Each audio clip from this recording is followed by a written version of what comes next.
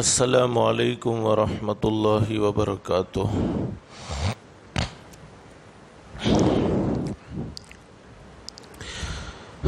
الحمد للہ نحمده ونستعینه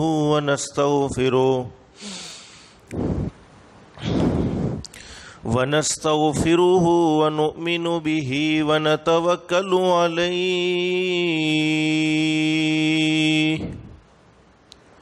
ونعوذ باللہ من شرور انفسنا ومن سیئات اعمالنا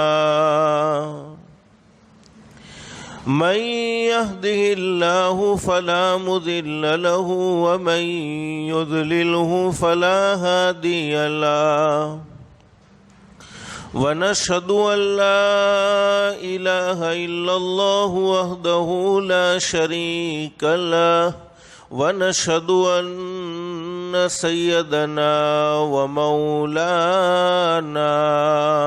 ومولانا محمدا عبده ورسوله صلى الله تعالى عليه وعلى آله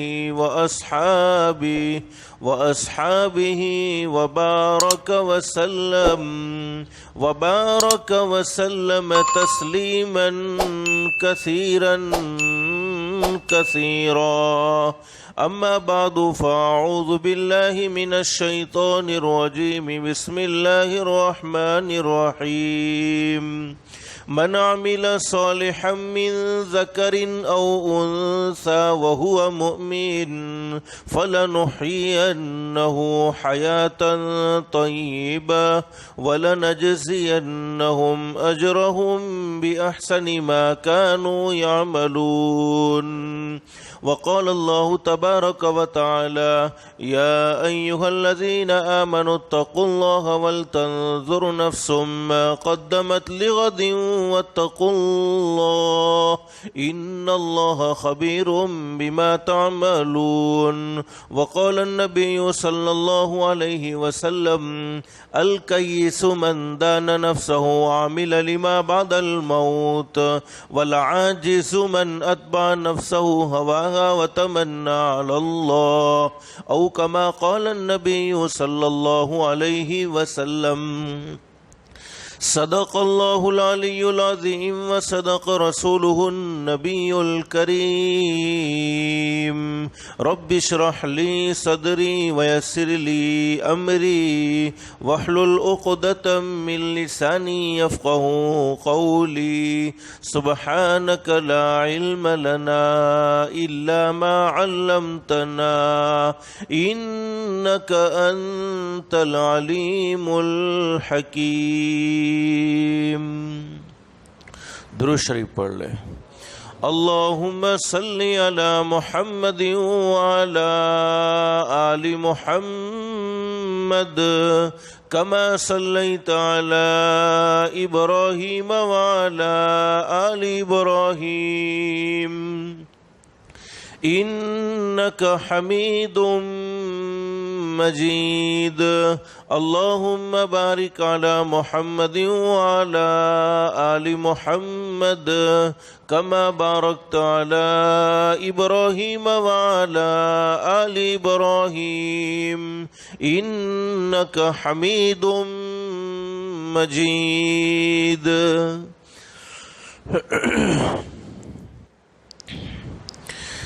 فکر دنیا کر کے دیکھا فکر عقبا کر کے دیکھ، فکر دنیا کر کے دیکھا فکر عقبا کر کے دیکھ، چھوڑ اب سارے ذکر چھوڑ اب سارے ذکر ذکر مولا کر کے دیکھ، کون کس کے کام آیا کون کس کا ہے ہوا، کون کس کے کام آیا کون کس کا ہے ہوا، سب کو اپنا کر کے دیکھا، رب کو اپنا کر کے دیکھ، سب کو اپنا کر کے دیکھا،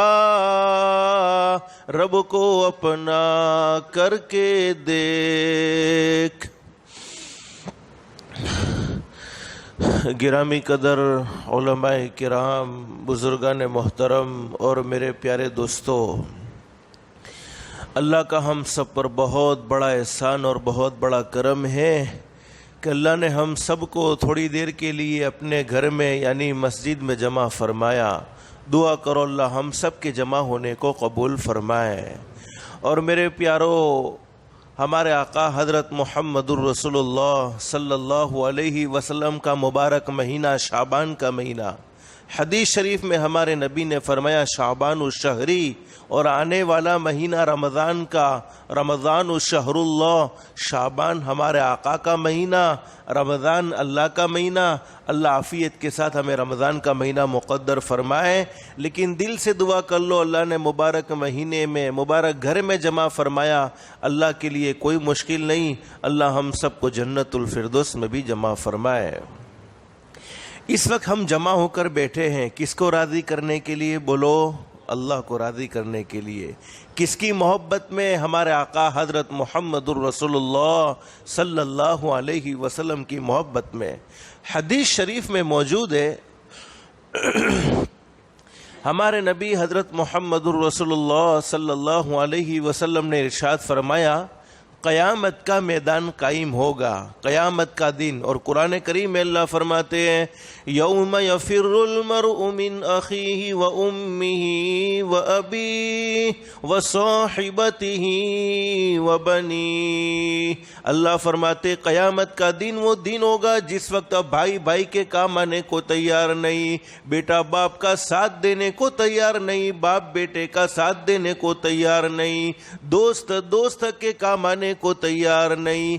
دنیا کی مختصر سی زندگی دیکھ لو، لوگ آپس میں نفرت بھری زندگی گزارتے ہیں، ایک بھائی دوسرا بھائی کا ہاتھ پکڑنے کو تیار نہیں، ایک پڑوسی دوسرے پڑوسی کے کام آنے کو تیار نہیں، تو قیامت میں کون کام آ سکتا ہے؟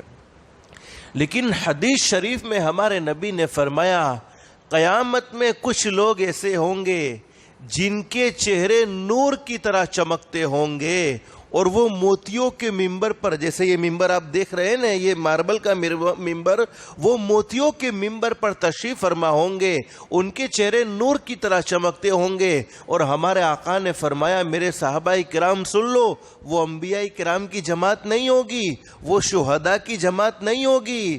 ایک صحابی گاؤں کے رہنے والے، دیہات کے رہنے والے صحابی پیچھے بیٹھے ہوئے ہیں اور گھٹنے کے بل کھڑے ہوئے، جیسے بعض دفعہ ہم کسی کو دیکھنے کے لیے تھوڑا سا اوپر ہوتے ہیں تو وہ صحابی گھٹنے کے بل کھڑے ہو کر ہمارے نبی سے سوال کرتے ہیں میرے محبوب ویسے لوگ قیامت کے میدان میں کوئی کسی کے کام آنے کو تیار نہیں، اور ان لوگوں کو یہ عزت ملے گی کہ وہ موتیوں کے ممبر پر ہوں گے، ان کے چہرے نور کی طرح چمکتے ہوں گے، آخر ان کی پہچان تو بتلا دو کہ وہ کون لوگ ہوں گے۔ حالانکہ نہ وہ انبیاء کرام کی جماعت ہوگی نہ شہداء کی جماعت ہوگی۔ اس وقت حضرت نبی کریم صلی اللہ علیہ وسلم نے فرمایا میرے صحابہ کرام سن لو، قیامت کے میدان میں اللہ پاک ان لوگوں کو عزت و اکرام سے نوازے گا، وہ لوگ ہوں گے جو دنیا کی زندگی میں مختلف جگہوں سے، مختلف خاندانوں سے اللہ کی محبت میں جمع ہو کر بیٹھے ہوں گے اور اللہ کا ذکر کرتے ہوں گے۔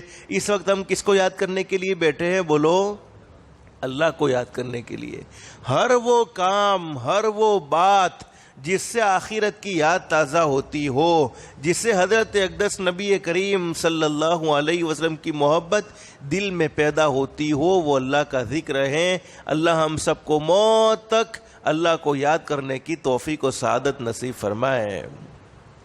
اس لیے میرے بھائیوں ایک نیت اور ایک ارادہ کر کے بیٹھیں کہ جتنی بھی باتیں سنیں عمل کی نیت سے سنیں گے انشاءاللہ، اس لیے کہ اگر ہم اللہ کے قرآن کی باتوں کو سنیں گے اور حضرت نبی کریم صلی اللہ علیہ وسلم کی مبارک باتوں کو سنیں گے اور اس پر عمل کریں گے تو عمل کرنے پر اللہ کی طرف سے انعام کیا ملے گا؟ اللہ خود قرآن کریم میں فرماتے ہیں، اللہ فرماتے فبشر عباد، میرے بندوں کو خوشخبری سنا دو۔ کون سے بندے؟ اللہ فرماتے الذین یستمعون القول فیتبعون احسنہ، اللہ فرماتے میرے وہ بندے جو قرآن اور حدیث کی باتوں کو دھیان سے سنتے ہیں، توجہ سے سنتے ہیں اور اس پر عمل کرتے ہیں۔ اللہ فرماتے عمل کرنے پر انعام کیا ملے گا؟ تو قرآن کریم میں فرمایا اولئک الذین ھداھم اللہ وَأُولَئِكَ هُمْ أُولُو الْأَلْبَابِ، اللہ فرماتے میرے بندو تمہارے زمین پر عمل کی نیت کرنے میں دیر ہو سکتی ہے، زمین پر عمل کا ارادہ کرنے میں دیر ہو سکتی ہے، لیکن میں آسمان پر تمہارے لیے ہدایت کے فیصلے کر دوں گا۔ تو بولو ہدایت سے بڑھ کر کوئی دولت ہو سکتی ہے؟ دنیا کی مختصر سی زندگی میں انسان کو سب کچھ مل جائے لیکن ہدایت نہ ملے، اعمال صالحہ کی توفیق نہ ملے، اس انسان کی دنیا کی زندگی بیکار ہے۔ اور جس کی دنیا کی زندگی اللہ کو ناراض کر کے بگڑ گئی، جس کی دنیا کی زندگی اللہ کو ناراض کر کے بیکار ہو گئی، اللہ حفاظت فرمائے، اللہ حفاظت فرمائے، اس کی آخرت کی زندگی کبھی درست نہیں ہو سکتی ہے، اس لیے کہ اللہ پاک نے دنیا کی زندگی آخرت کی زندگی سنوارنے کے لیے نصیب فرمائی ہے۔ ایک صحابی نے سوال کر لیا، میرے محبوب اللہ پاک آسمان پر ہدایت کا فیصلہ کریں گے تو ہدایت کے فیصلے کا مطلب کیا ہے؟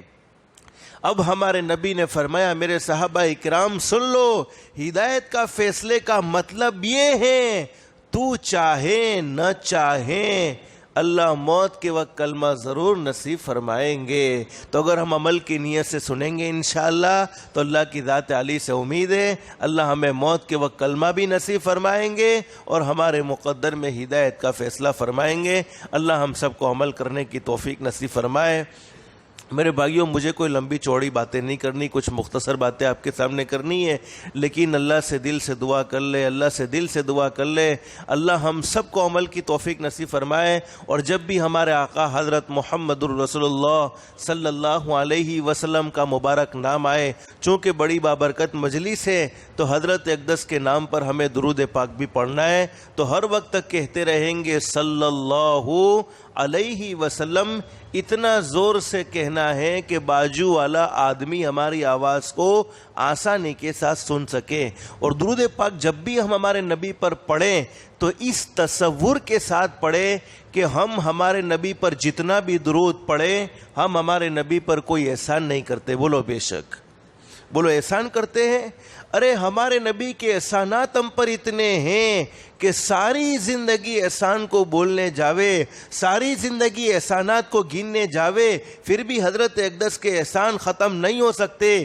حدیث شریف میں موجود ہے قیامت کا میدان قائم ہوگا، اس وقت تمام کے تمام انبیاء کرام اللہ کے سامنے کھڑے ہوں گے، اس وقت حضرت آدم علیہ السلام کی زبان پر ہوگا یا ربنا نفسی نفسی، حضرت نوح علیہ السلام کی زبان پر ہوگا یا ربنا نفسی نفسی، حضرت داؤد علیہ السلام کی زبان پر ہوگا یا ربنا نفسی نفسی، حضرت ابراہیم علیہ السلام کی زبان پر ہوگا یا ربنا نفسی نفسی، حضرت اسماعیل علیہ السلام کی زبان پر ہوگا یا ربنا نفسی نفسی۔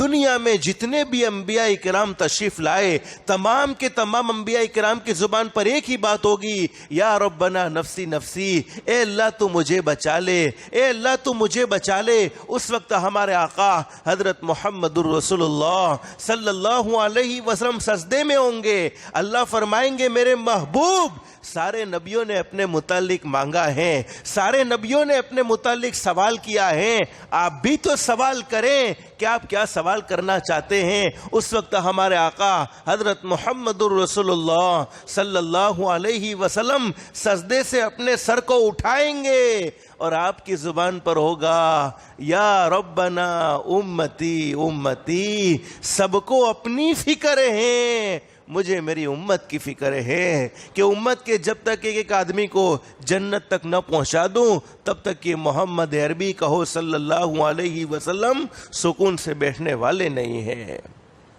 تو اس قدر احسان عظیم ہے، تو جب بھی ہم ہمارے نبی کے نام پر درود پڑھے تو ہم کوئی احسان کرتے ہمارے نبی پر؟ بولو کوئی احسان نہیں کرتے، اور نہ ہمارے نبی ہمارے درود کے محتاج، بولو بے شک۔ ایک حدیث قدسی کا مفہوم، ایک مرتبہ اللہ نے پوچھا، بولو پوچھنے والا کون؟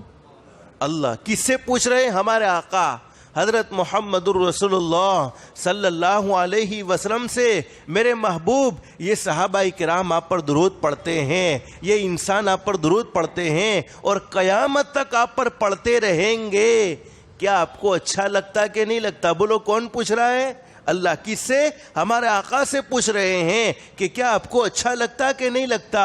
ہمارے آقا حضرت محمد الرسول اللہ صلی اللہ علیہ وسلم نے فرمایا، اللہ مجھے بہت اچھا لگتا ہے، اللہ مجھے بہت اچھا لگتا ہے۔ اللہ نے فرمایا، میرے محبوب کیوں اچھا لگتا ہے؟ اس وقت ہمارے نبی نے فرمایا، اللہ تو جانتا ہے مجھے اس لیے تو اچھا نہیں لگتا کہ یہ میری شان بیان کرتے ہو، مجھے اس لیے تو اچھا نہیں لگتا کہ یہ میری عظمت بیان کرتے ہو، مجھے اس لیے تو اچھا نہیں لگتا کہ یہ میری شرافت بیان کرتے ہو، بلکہ مجھے تو اس لیے اچھا لگتا ہے کہ جب یہ امتی مجھ پر درود پڑھتے ہیں آپ ان پر جہنم کو حرام کرتے جاتے ہو۔ تو بولو فائدہ کس کا؟ ہمارا یا ہمارے نبی کا؟ اور حدیث شریف میں فرمایا، نبی کریم صلی اللہ علیہ وسلم نے میری ذات پر درود پڑھنے والے پر جہنم تو دور کی بات، جہنم کا دعا بھی حرام ہو جائے گا۔ حدیث قدسی کا مفہوم، اللہ نے پھر پوچھا، میرے محبوب اگر یہ انسان آپ پر درود نہ پڑھے تو؟ بولو ہمارے نبی اپنی امت کا نقصان چاہتے تھے؟ نہیں چاہتے تھے، بلکہ امت سے محبت کی ہے، امت سے پیار کیا ہے، امت کو سینے سے لگایا ہے، امت کے لیے ہر وقت فکر رہی ہیں، امت کے لیے ہر وقت دعائیں رہی ہیں کہ میری امت کا ہر آدمی جنتی بن جائے، میری امت کا ہر آدمی جہنم سے بچ جائے۔ ہمارے نبی خاموش، کوئی جواب نہ دیا، ہمارے نبی خاموش، کوئی جواب نہ دیا۔ اللہ نے فرمایا، میرے محبوب فکر کرنے کی ضرورت نہیں ہے، اگر یہ انسان آپ پر درود پڑھے یا نہ پڑھے، آسمان کے فرشتے آپ پر درود پڑھنے والے ہیں۔ تو بولو جس پر آسمان کے فرشتے درود بھیجتے ہو اس کو ہمارے درود کی کوئی ضرورت ہے؟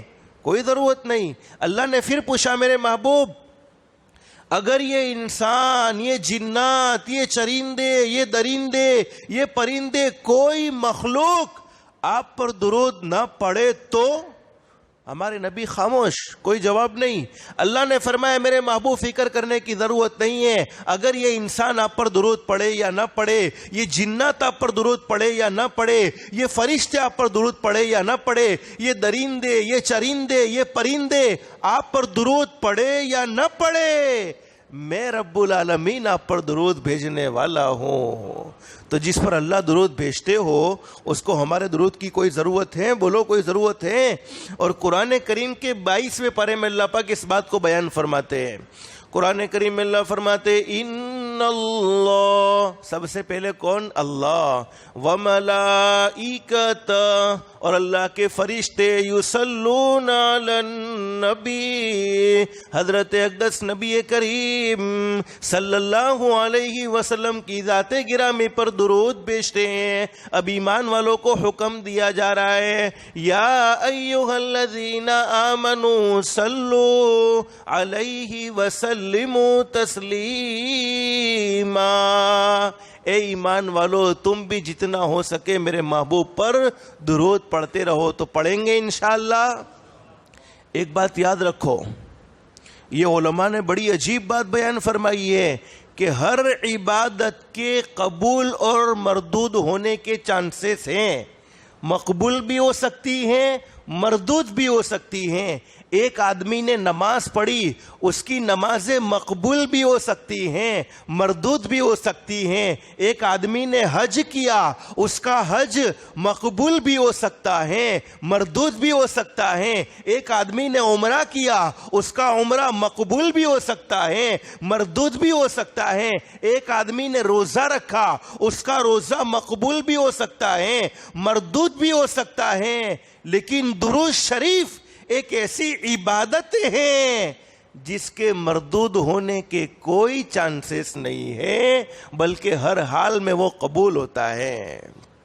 اور ہمارے نبی نے فرمایا، ہمارے نبی کا سچا فرمان، میرا امتی تو حلال کمائی کے لیے پریشان ہو چکا ہے، کوئی حلال کمائی کی شکلیں تیرے سامنے نہیں ہے، میری ذات پر محبت کے ساتھ درود پڑھ لے، اللہ تجھے عافیت کے ساتھ حلال کمائی نصیب فرمائے گا۔ میرا امتی، تیرے گھر میں جوان بیٹا ہے، تیرے گھر میں جوان بیٹی ہے، لیکن کوئی مناسب رشتہ ملتا نہیں ہے، میری ذات پر محبت کے ساتھ درود پڑھ لے، اللہ آسمان سے نیک سالے جوڑے کا فیصلہ فرمائے گا۔ میرا امتی، تو قرض میں ڈوب چکا ہے، تیرے پاس قرض ادا کرنے کی کوئی رقم، کوئی اسباب نظر نہیں آتے، میری ذات پر محبت کے ساتھ درود پڑھ لے، اللہ تجھے پہاڑ سے بھی زیادہ بڑے قرض سے نجات نصیب فرما دے گا۔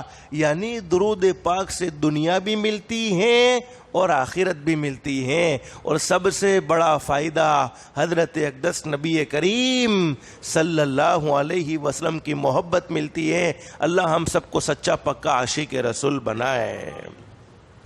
میرے پیارو،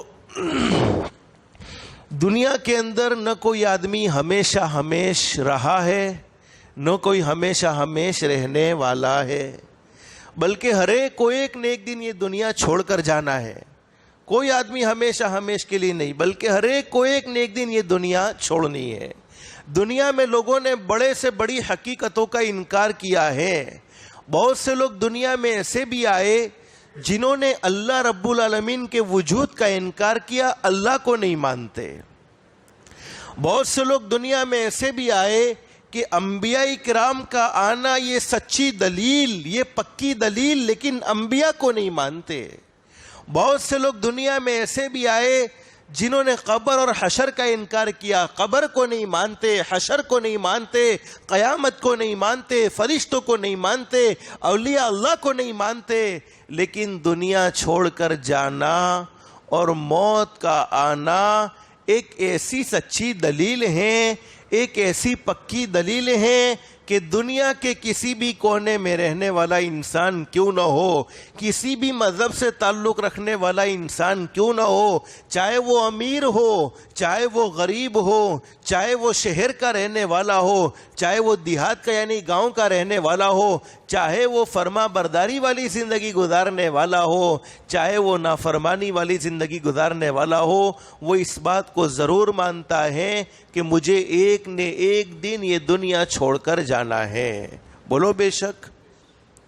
اگر اس بات کا یقین اللہ کے قرآن کو سن کر نہیں آتا، اگر اس بات کا یقین سرکار مدینہ حضرت محمد الرسول اللہ صلی اللہ علیہ وسلم کے سچے فرمان کو سن کر نہیں آتا، تو کم سے کم ہم اپنے گھر کا حال دیکھ لیں کہ ہم میں سے کتنے ایسے ہوں گے جنہوں نے اپنے باپ کا جنازہ اپنی آنکھوں سے دیکھا ہوگا، کتنے ایسے ہوں گے جنہوں نے اپنی ماں کے جنازے کو اپنے ہاتھوں سے اٹھایا ہوگا، کتنے ایسے ہوں گے جنہوں نے اپنے رشتہ داروں کو دنیا سے جاتے ہوئے دیکھا ہوگا، اپنے محلے سے اپنے گاؤں سے جاتے ہوئے دیکھا ہوگا۔ لیکن میرے پیارو، دنیا سے جانے والا ہر انسان دنیا میں بسنے والے لوگوں کو ایک پیغام دیتا ہوا جاتا ہے، اے دنیا میں بسنے والے لوگوں، ایک وہ زمانہ تھا میں تمہارے دسترخوان پر بیٹھ کر کھانا کھاتا تھا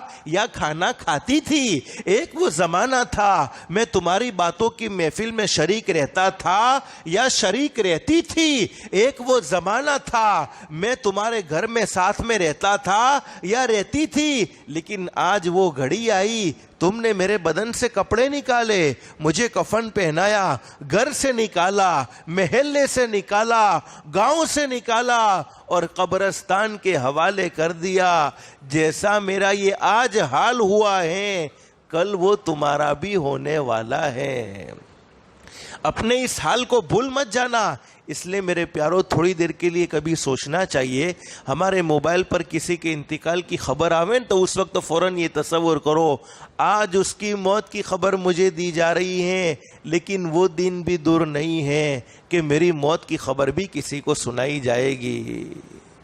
دنیا سے ہر انسان کو جانا ہے، ہر ایک کو ایک نہ ایک دن آخرت کا سفر کرنا ہے، ہر ایک کو ایک نہ ایک دن دنیا چھوڑنی ہے اور آخرت کے حوالے ہونا ہے۔ لیکن اللہ سے دعا کر لو اللہ ہماری دنیا بھی بہتر سے بہتر بنائے اور آخرت بھی بہتر سے بہتر بنائے۔ ارے دنیا بہتر بنانا چاہتے کہ نہیں چاہتے؟ آخرت بہتر بنانا چاہتے کہ نہیں چاہتے؟ اللہ سے دل سے دعا کر لو اللہ ہر آنے والا دن جانے والے دنوں سے بہتر بنائے۔ اللہ سے ایسی عزت مانگنی چاہیے جس کے بعد کبھی ذلت نہ ہو، اللہ سے ایسی مالداری مانگنی چاہیے جس کے بعد کبھی غربت نہ ہو، اللہ سے ایسی خوشحالی مانگنی چاہیے جس کے بعد کبھی تنگحالی نہ ہو۔ لیکن آج میں آپ کو ایک عجیب و غریب دعا پڑھ کے سناتا ہوں اور اس کو آپ کو یاد بھی کرنا ہے، کرو گے انشاءاللہ۔ اس دعا کو پڑھنے کی برکت سے اللہ پاک زندگیوں میں سکون بھر دیں گے انشاءاللہ، اور ہر آنے والا دن جانے والے دنوں سے بہتر ہوگا انشاءاللہ۔ اس لیے کہ بہتر بنانے والا کون؟ ہم کب سے یہ سوال کرتے ہیں کہ اچھے دن کب آئیں گے؟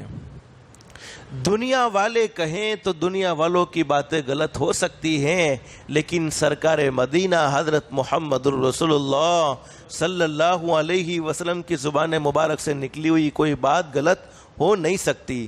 اگر ہم چاہتے کہ ہماری زندگیوں میں اچھے دن آ جائے، دنیا کے بھی اچھے دن اور آخرت کے بھی اچھے دن، تو آج آپ کو اس مجلس میں ایک دعا کو یاد کر کے جانا ہے، کرو گے انشاءاللہ۔ اس سے پہلے میں آپ کے سامنے حدیث شریف ذکر کر دوں۔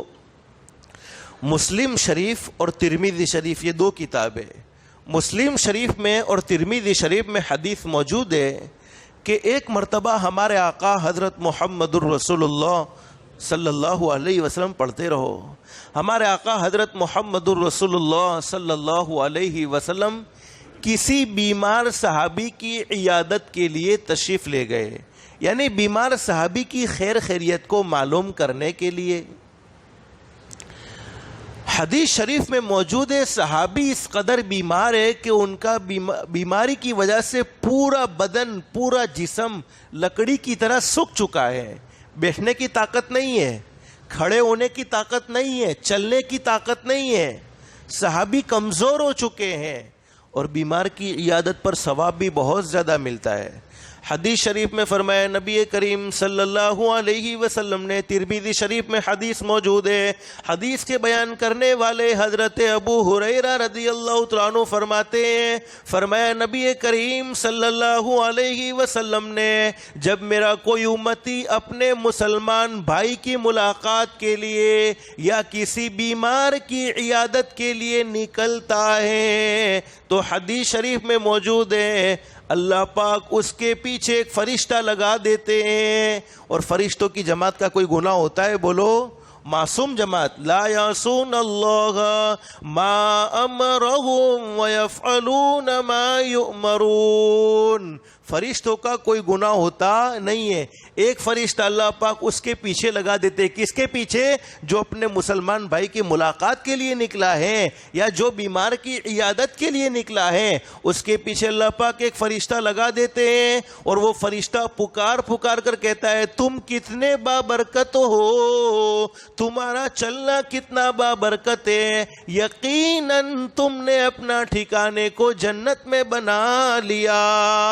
یہ کس کی خوشخبری ہے؟ بیمار کی عیادت کرنے والے پر جنت کا ٹھکانہ واجب، یہ ہمارے آقا نے فرمایا۔ اور ایک اور حدیث میں فرمایا نبی کریم صلی اللہ علیہ وسلم نے جب میرا کوئی امتی اپنے مسلمان بھائی کی بیمار کی عیادت کے لیے جاتا ہے، اگر وہ صبح میں جاتا ہے تو شام تک 70,000 فرشتے، کتنے فرشتے؟ بولو 70,000 فرشتے اس کے لیے دعائیں کرتے ہیں۔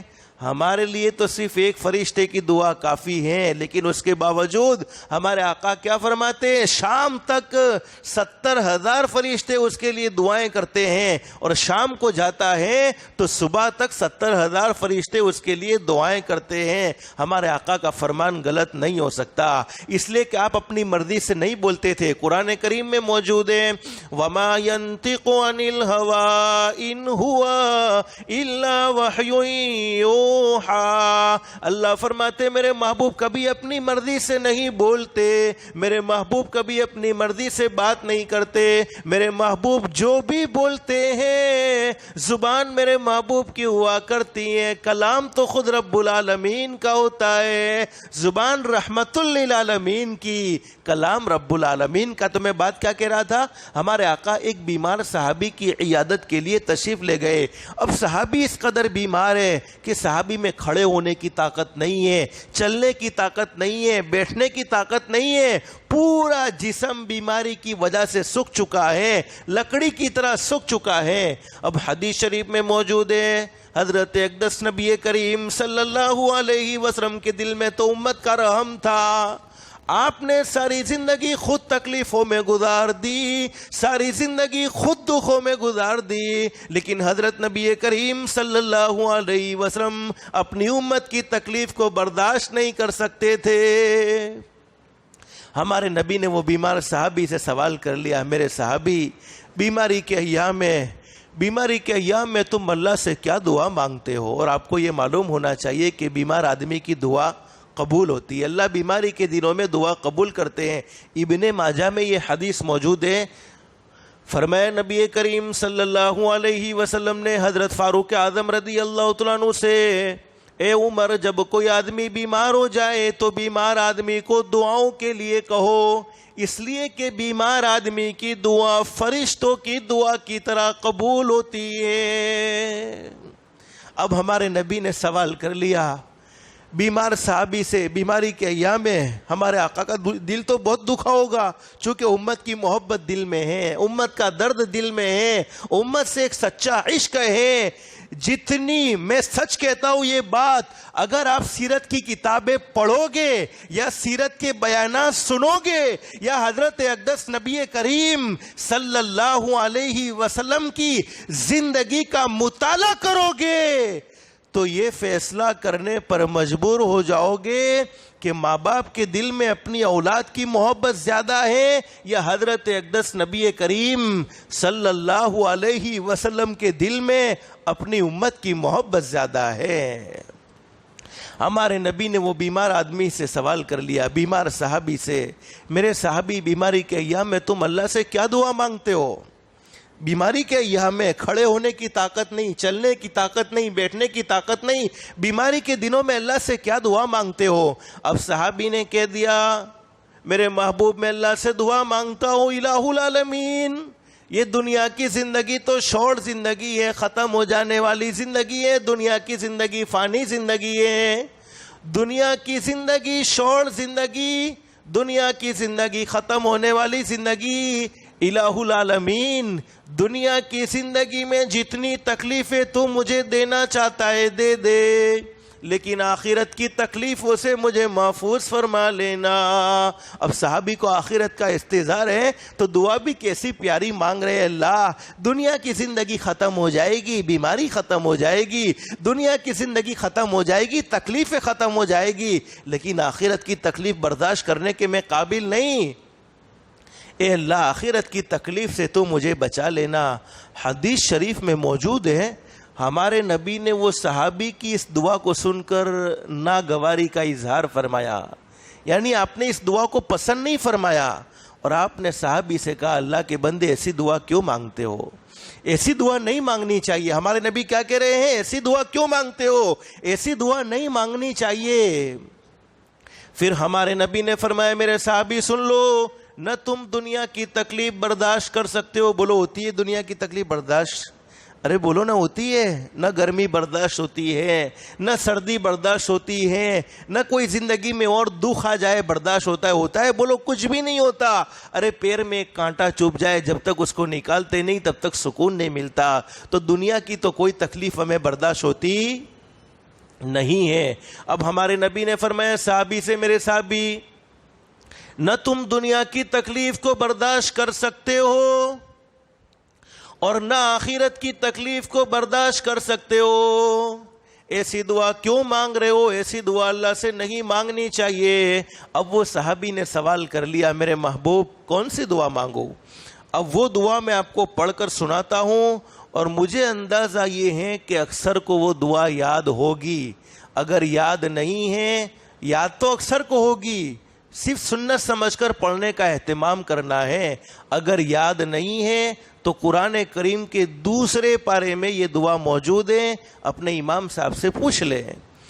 حضرت نبی کریم صلی اللہ علیہ وسلم نے فرمایا صحابی سے، صحابی نے سوال کر لیا کون سی دعا مانگو؟ اب حضرت اقدس نبی کریم صلی اللہ علیہ وسلم نے فرمایا ربنا آتنا فی الدنیا حسنہ وفی الآخرۃ حسنہ وقنا عذاب النار۔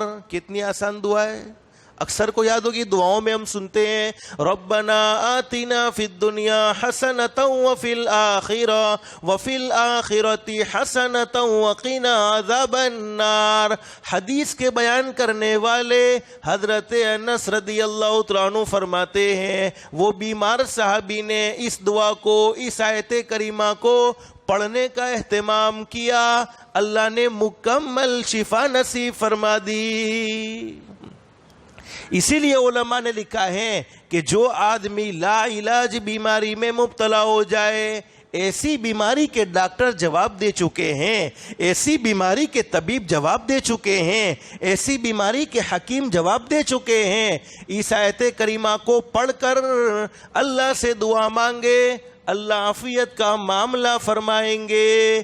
تو اگر ہم چاہتے ہیں کہ ہمارا ہر آنے والا دن جانے والے دنوں سے بہتر بن جائے تو اس کے لیے یہی دعا ہے۔ قرآن کریم کی اس آیت کریمہ کو کثرت سے پڑھتے رہیں، ہر بیماری کا اس میں علاج، تمام پریشانیوں سے چھٹکارا۔ اور میرے پیارو، کورونا کو ختم کرنے والا کون بولو؟ اللہ۔ اللہ کے لیے کوئی مشکل ہے؟ کرنے دھرنے والی ذات کس کی ہے؟ اللہ کے لیے۔ اللہ کے لیے کیا مشکل ہے؟ اللہ قرآن کریم میں فرماتے ہیں قل اللہم مالک الملک تؤتی الملک من تشاء وتنزع الملک ممن تشاء۔ اللہ سب کچھ کر سکتا ہے، تو کیا اللہ اس بیماری کو ختم نہیں کر سکتا؟ ضرور ختم کرے گا۔ اس لیے اس آیت کریمہ کو زیادہ سے زیادہ پڑھتے رہو۔ اب سوال یہ ہے کہ ہم کتنا پڑھیں؟ تو جس کو جتنی سہولت ہو اتنا سنت سمجھ کر پڑھے، انشاءاللہ قرآن کریم پڑھنے کا اثر ضرور ہوگا، تو قرآن کریم پڑھنے کا ثواب بھی ملتا رہے گا، اور اللہ پاک پریشانیوں سے ہمیں نجات بھی نصیب فرمائے گا۔ اللہ پاک ہم سب کی دنیا بھی بہتر سے بہتر بنائے اور آخرت بھی بہتر سے بہتر بنائے۔ تو میں کیا کہہ رہا تھا، دنیا تو ہر کسی کو چھوڑنی ہے، لیکن ہم دنیا کی زندگی ایسی گزار رہے ہیں جیسے ہمیں آخرت کے اندر اللہ کے سامنے کھڑا ہونا ہی نہ ہو، جیسے ہمیں مرنا ہی نہ ہو۔ اور جانا تو ہر کسی کو ہے، ایک دن مرنا ہے آخر موت ہے، کر لے جو کرنا ہے آخر موت ہے۔ دنیا کی زندگی نیک اعمال میں گزرے گی پھر بھی موت تو آنی ہی آنی ہے، دنیا کی زندگی برائیوں میں گزرے گی پھر بھی موت تو آنی ہی آنی ہے۔ لیکن ہم دنیا کی زندگی ایسے گزارتے جیسے آخرت میں اللہ کے سامنے کھڑا نہ ہونا ہو۔ ارے دنیا میں کسی پر کوئی پریشانی آتی ہے تو ہم اس پریشانی کو دیکھ کر چوکنڈا ہو جاتے ہیں، تھوڑا سنبھل جاتے ہیں کہ وہ پریشانی کہیں میرے سر پر نہ آ جاوے، وہ حالات کہیں میرے سر پر نہ آ جاوے۔ اسی لیے بہت اچھی بات کہی ہے، انسان سنبھل جا اب بھی تو، سنبھل جاؤ، دنیا کی زندگی سنبھلنے کی ہے۔ انسان سنبھل جا اب بھی تو، مٹی میں ایک دن جانا ہے۔ کتنے بھی اچھے مخمل کے بستر پر سوتے ہوں گے، کتنے بھی اچھے اے سی روم میں سوتے ہوں گے، کتنے بھی اچھے بنگلے میں رہتے ہوں گے، لیکن ایک نہ ایک دن مٹی میں سونا ضرور ہے۔ انسان سنبھل جا اب بھی تو، مٹی میں ایک دن جانا ہے۔ تیرے بڑے بھی چلے گئے اور تیرا بھی نمبر آنا ہے. یعنی تم دنیا میں دوسروں کو جاتے ہوئے دنیا سے دیکھ رہے ہو، لیکن خود کی ذات پر یہ سوچتے نہیں کہ مجھے بھی ایک نہ ایک دن اللہ کے سامنے کھڑا ہونا ہے. اسی کو بہت اچھے انداز میں بیان فرمایا. فکر دنیا کر کے دیکھا، فکر عقبا کر کے دیکھ. دنیا کی فکر کرنے میں ساری زندگی گزر گئی، جوانی دنیا کی فکر کرنے میں گزر گئی، اب بڑھاپا آ گیا، اب تو آخرت کا استحضار پیدا ہو جانا چاہیے تھا. فکر دنیا کر کے دیکھا، فکر عقبا کر کے دیکھ. چھوڑ اب سارے ذکر مولا کر کے دیکھ. دنیا والوں کے سامنے سوال کرتے کرتے، دنیا والوں کی تعریفیں کرتے کرتے زبان گھس گئی ہے. کاش پروردگار عالم کو یاد کیا ہوتا، پروردگار عالم کا ذکر کیا ہوتا، پروردگار عالم کو پکارا ہوتا تو انعام کیا ملتا؟ فَاذْكُرُونِي أَذْكُرُكُمْ.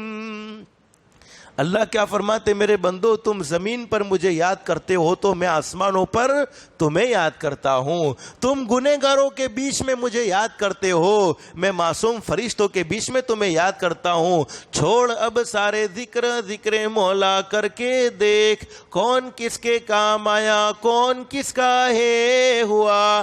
دنیا میں کوئی کسی کے کام آنے کو تیار نہیں، کوئی کسی کا بننے کو تیار نہیں. کون کس کے کام آیا، کون کس کا ہے ہوا. سب کو اپنا کر کے دیکھا، رب کو اپنا کر کے دیکھ.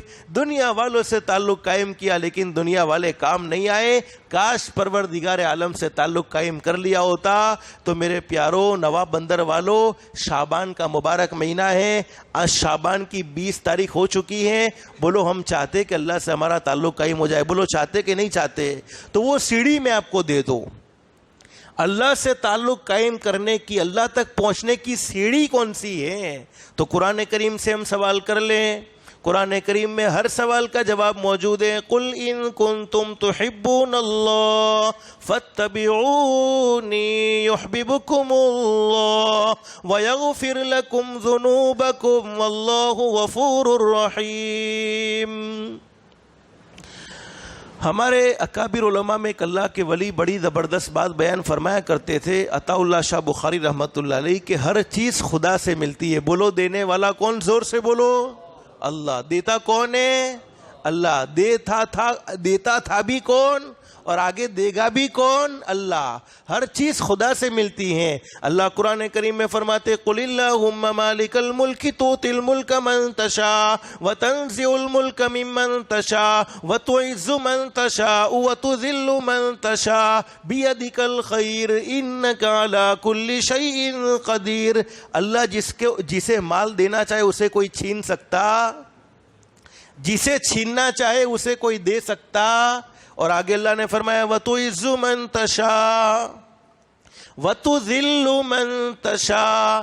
جس کے بارے میں اللہ پاک عزت کا فیصلہ کر دیں، ساری دنیا کی طاقت مل کر اسے ذلیل کرنا چاہے نہیں کر سکتی ہیں. اور جس کے بارے میں اللہ ذلت کا فیصلہ کر دیں، ساری دنیا کی طاقت مل کر اسے عزت دینا چاہے نہیں دے سکتی. اس لیے کہ عزت اور ذلت کا مالک کون؟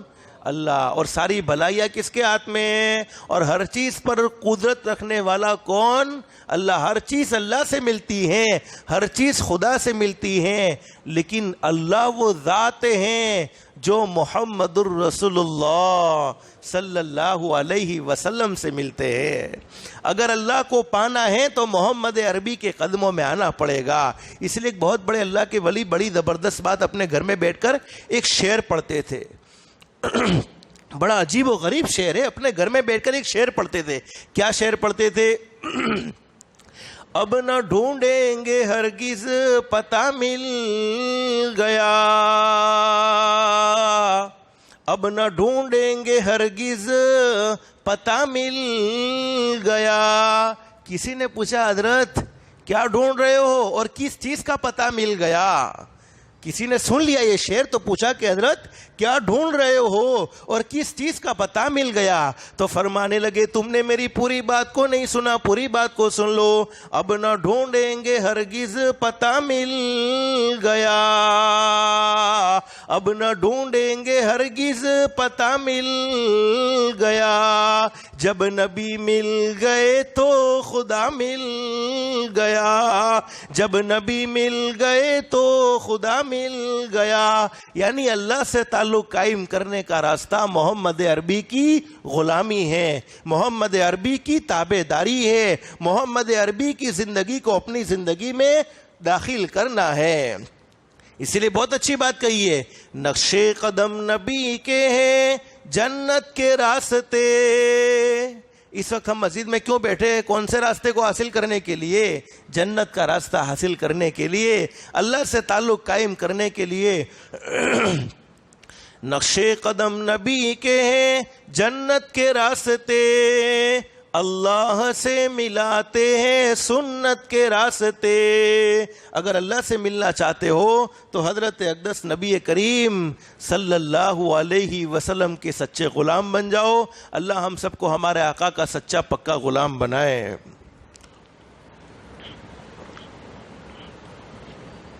الحمدللہ الحمدللہ الحمدللہ۔ ایک مرتبہ درود شریف پڑھیں۔ تھک گئے آپ لوگ؟ تھک گئے آپ لوگ؟ ایسے مجھے وقت دیا گیا ہے، اسی وقت پر میں ختم کرنے والا ہوں۔ میں تھک گیا ہوں، حقیقت میں تھک گیا، لیکن اب وہ وقت کی پابندی ہے، اس پابندی پر مجھے وہاں تک پہنچنا ہے۔ تھکے تو نہیں آپ لوگ؟ اللہ کے گھر میں بیٹھے ہیں اور میرے بھائیوں یہ بات سچ کہوں آپ کو، حدیث شریف میں موجود ہے جو اللہ کے گھر میں آ جاتا ہے وہ اللہ کا مہمان بن جاتا ہے، اس کا میزبان پروردگار عالم ہوتا ہے۔ اور یہاں تک حدیث شریف میں موجود ہے کہ ایک آدمی مسجد میں آ گیا۔ ہم ابھی مسجد میں بیٹھے، اللہ کا احسان ہے، اللہ کا کرم ہے، اور آپ کو یہ معلوم ہے قیامت قائم ہوگی، پوری دنیا فنا ہو جائے گی۔ بولو بے شک، ہر چیز فنا ہونی ہے۔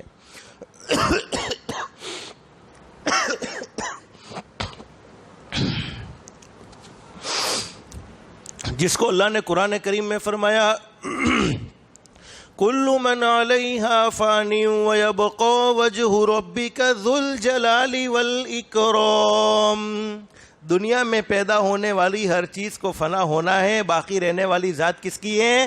ویبقا وجہ ربک ذو الجلال والاکرام۔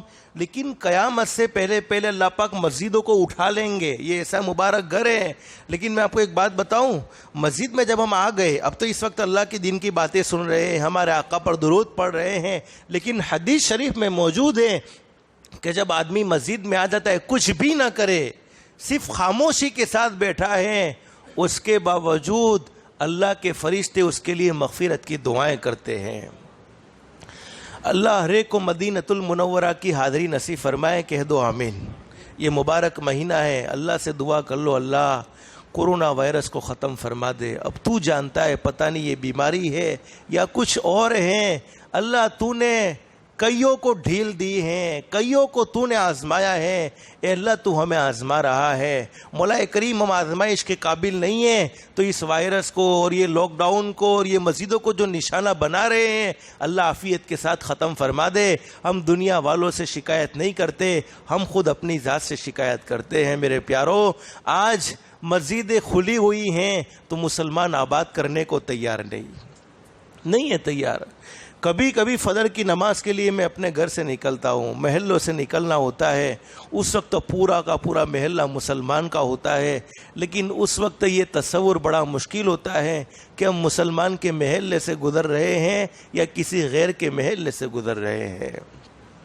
جس وقت لاک ڈاؤن میں مسجدیں بند تھی تو اس وقت شور تھا، مسجدیں کھلے گی، آباد کریں گے۔ اب کھلی ہوئی ہیں، آنے کو کوئی تیار نہیں۔ اتنے حالات اپنی آنکھوں سے دیکھیں، اس کے باوجود ہمارا یہ حال۔ میں ایک بات بیان کرنا چاہتا ہوں، لیکن اس سے پہلے مجھے یہ بات بیچ میں یاد آ گئی، اللہ ہم سب کو مسجدوں کو آباد کرنے والا بنائے۔ لیکن حقیقت یہ ہے نواب بندر والو، آپ مانو نہ مانو، اللہ کے قرآن کا یہ فیصلہ ہے، دنیا میں آج تک جو کچھ ہو چکا، جو ابھی ہو رہا ہے اور آئندہ جو ہونے والا ہے، وہ سب کا سب مومنین کے اعمال کا نتیجہ ہے۔ ہمارے جیسے اعمال، یہ شب برات فیصلے کی رات تھی، بولو چلی گئی، فیصلہ ہو گیا ہوگا، پتہ نہیں کس کے بارے میں زندوں کا فیصلہ ہے، کس کے بارے میں مردے کا فیصلہ ہے، لیکن فرشتوں کو ایک لسٹ مل چکی ہے کہ اس سال میں کون زندہ رہنے والے، کون مر جانے والے، کس کے اوپر حالات آنے والے، کس کے اوپر خوشیاں آنے والی۔ لیکن قرآن کریم کی ایک آیت کریمہ میں اللہ فرماتے ہیں ما اصابکم من مصیبت فبما کسبت ایدیکم ویعفو عن کثیر۔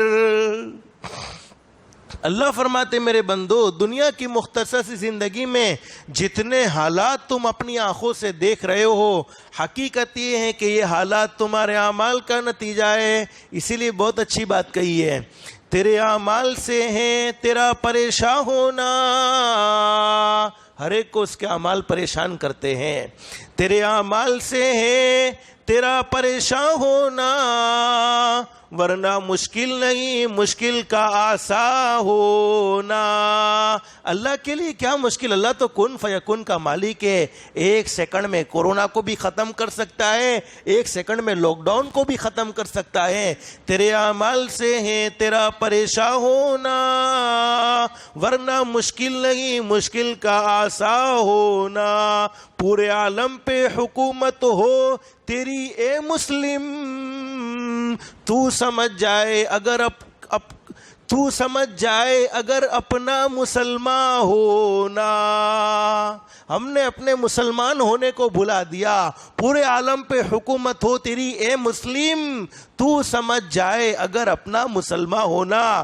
ہمیں اپنا مسلمان ہونا یاد نہیں رہا کہ مسلمان کی زندگی کیسی ہونی چاہیے تھی، مسلمان کے اخلاق کیسے ہونے چاہیے تھے، مسلمان کا کردار کیسا ہونا چاہیے تھا، مسلمان کا اپنے ماں باپ کے ساتھ کیا سلوک ہونا چاہیے تھا، مسلمان کا اپنے رشتہ داروں کے ساتھ کیا سلوک ہونا چاہیے تھا، مسلمان کا اپنا پڑوسیوں کے ساتھ کیا سلوک ہونا چاہیے تھا۔ ہم اپنے آپ کو مسلمان ہونا بھلا بیٹھے، جس کے نتیجے میں حالات ہم پر شروع ہوئے ہیں۔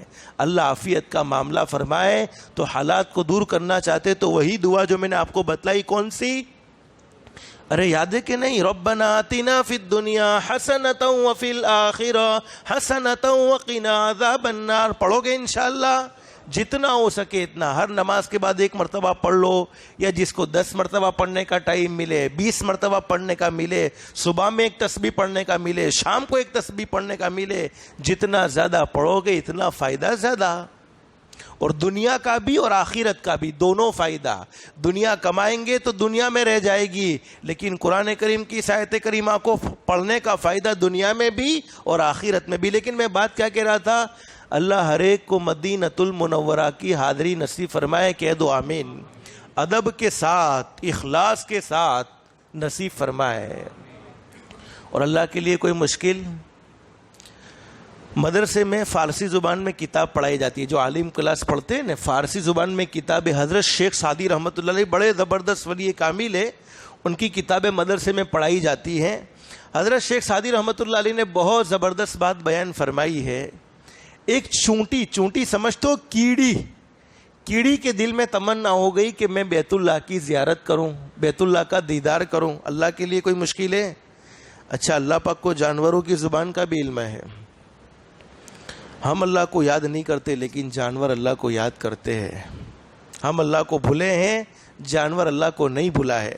یہ جانوروں کی جو آواز آپ سنتے ہیں نا، آپ کیا سمجھتے ہو یہ آواز خامخواہ کی وہ کرتے؟ نہیں، وہ پیدا کرنے والے اللہ کو پکارتے ہیں۔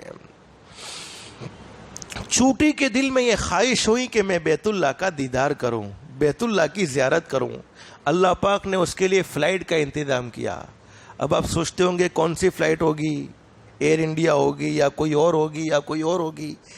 اور ویزا کا بھی اس کو کوئی ضرورت نہیں ہے کہ ویزا لینے کے لیے اس کو بمبئی جانا پڑا ہو یا کسی اور جگہ راجکوٹ جانا پڑا ہو یا کسی اور جگہ جانا پڑا ہو۔ اللہ نے کبوتر کا انتظام کیا، اور کبوتر کو اس کے پاس بھیجا اور چونٹی کے دل میں بات ڈالی کہ کبوتر پر سوار ہو جا، اور اللہ پاک نے چونٹی کو وہاں بیت اللہ میں مکۃ المکرمہ میں پہنچا دیا۔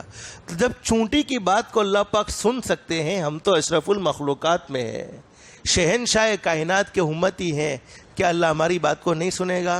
ضرور سنے گا۔ مدینۃ المنورہ میں ایک مسجد ہے، مسجد نبوی کے نام سے، آپ کو معلوم ہے حضرت اقدس نبی کریم صلی اللہ علیہ وسلم کی مسجد ہے، مسجد نبوی۔ بہت سے لوگ گئے ہوں گے، دیکھا بھی ہوگا مسجد نبوی کا منظر، کیا خوبصورت منظر ہے حضرت اقدس نبی کریم صلی اللہ علیہ وسلم کی مسجد کا۔ مسجد نبوی تعمیر ہو چکی ہے، مکمل تعمیر کا کام مکمل ہو گیا۔ جب ہمارے نبی ہجرت کر کے مدینۃ المنورہ تشریف لے گئے تو مسجد نبوی مکمل تعمیر ہو چکی، لیکن اس زمانے میں لائٹنگ کا مسئلہ تھا، روشنی کیسے ہو؟ جیسے آج کے زمانے میں یہ ٹیوب لائٹیں موجود ہیں، یہ بلب موجود ہے، یہ LED لائٹیں موجود ہیں، لیکن اس زمانے میں ہوتا یہ تھا کہ کھجور کی جو چھالیں ہوتی، چھالیں دیکھی نا اپنے، کھجور کی چھالیں اس کو چھت پر ڈالتے تھے اور اس کو جلاتے تھے، تو کبھی وہ جلتی تھی تو روشنی ہوتی تھی، بجھ جاتی تھی تو اندھیرا ہو جاتا تھا۔ اور اسی میں صحابہ اکرام نمازیں بھی ادا کر رہے ہیں، مغرب بھی ادا ہو رہی ہیں، عشاء بھی ادا ہو رہی ہے، فجر بھی ادا ہو رہی ہے، تہجد کی نماز بھی صحابہ اکرام پڑھ رہے ہیں۔ ایک صحابی جن کا نام ہے حضرت تمیم، بولو کیا نام ہے؟ یاد رکھو گے اس بات کو انشاءاللہ۔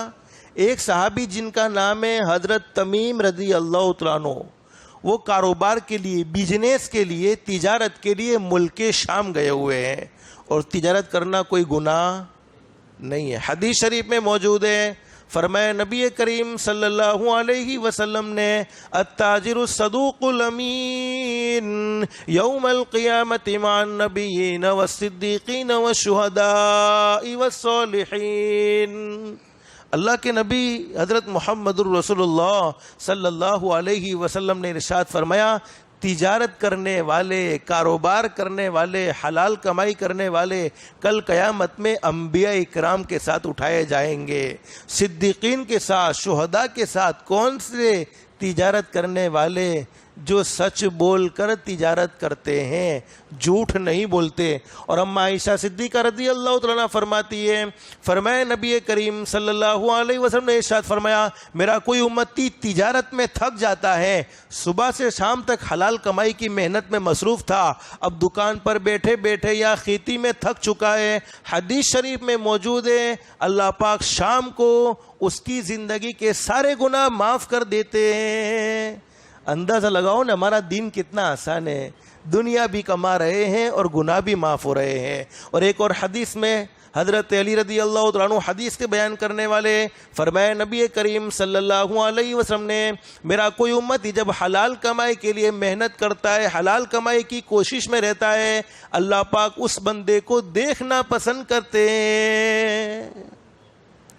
حضرت تمیم رضی اللہ تعالیٰ عنہ ملک شام گئے ہوئے ہیں، کس لیے؟ بولو نے بزنس کے لیے۔ اچھا بزنس کرتے، اور بزنس بولتے نہیں آتا بھائی، ارے کرتے کہ نہیں کرتے تجارت؟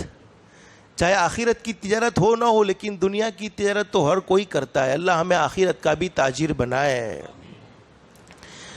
اب وہ ملک شام گئے تو انہوں نے ملک شام میں دیے دیکھے، لالٹین جس کو آپ کے یہاں کیا کہتے ہیں اسلم باپو؟ وہ تیل ہوتا ہے، رسی ڈالی جاتی ہے تیل کے اندر، اس کو جلایا جاتا ہے، جس کو دیا بھی کہتے ہیں، گجراتی زبان میں دیوو بھی کہوا ہے، گجراتی زبان میں دیوو بھی کہوا ہے، اور لالٹین بھی کہتے تھے کہ وہ لالٹین میں بھی ایسا ہی ہوتا تھا کہ وہ نیچے تیل ہوتا تھا، اوپر رسی ہوتی تھی، اور رسی کو جلاتے تھے، وہ تیل اس سے خرچ ہوتا تھا اور روشنی اچھی خاصی ہوتی تھی۔ آج کے زمانے میں بھی بہت سے لوگوں نے، اچھا میں نے خود بچپن میں دیکھے ہیں کہ جب لائٹ جاتی تھی تو ایسے دیے اور ایسے چراغ جلائے جاتے تھے۔ اب حضرت تمیم رضی اللہ تعالیٰ عنہ نے وہاں ملک شام میں دیے۔ اب آپ دیا سمجھ گئے؟ نہیں سمجھے تو اسلم باپو سے پوچھ لینا، وہ آپ کو سمجھا دیں گے انشاءاللہ۔ اب وہ وہاں سے انہوں نے بہت سارے دیے خرید لیے، چونکہ مسجد نبوی میں روشنی کی ضرورت تھی، لائٹنگ کی ضرورت تھی، مسجد ماشاءاللہ تعمیر ہو چکی تھی، لیکن اس زمانے میں روشنی کی بڑی ضرورت تھی، لائٹنگ کی ضرورت تھی۔ اب بہت سارے دیے حضرت تمیم رضی اللہ تعالیٰ عنہ نے خریدے، اپنے ساتھ لے لیے۔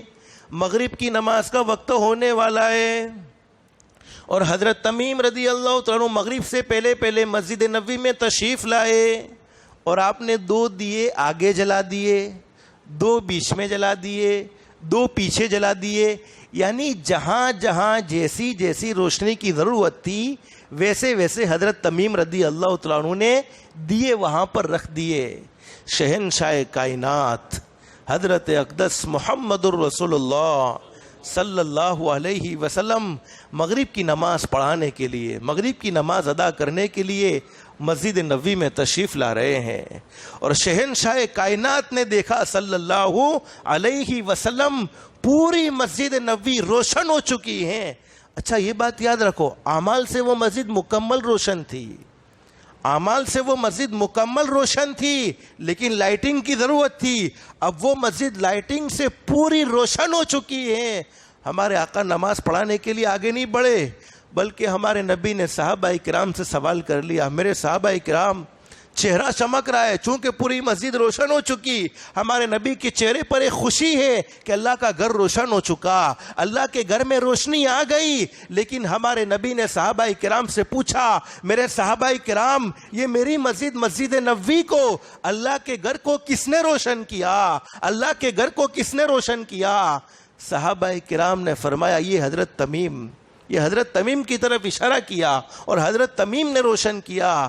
اب حضرت اقدس نبی کریم صلی اللہ علیہ وسلم نے حضرت تمیم کو اپنے قریب بلایا رضی اللہ عنہ.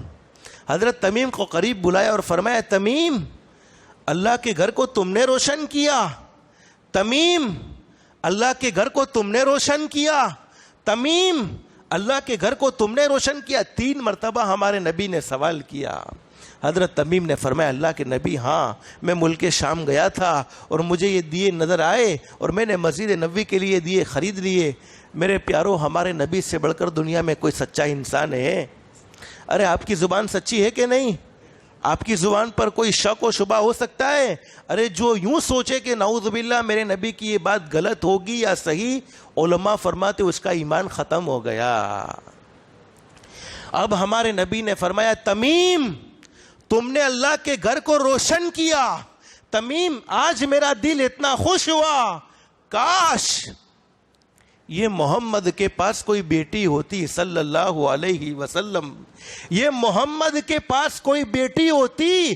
تمیم آج تم نے اللہ کے گھر کو روشن کر کے میرے دل کو اتنا خوش کر دیا, اور میں اتنا خوش ہوا ہوں کہ اگر محمد کے پاس کوئی بیٹی ہوتی تمیم یہ محمد اپنی بیٹی آپ کے حوالے کر دیتا اور آپ کو داماد بنا لیتا. کس بنیاد پر؟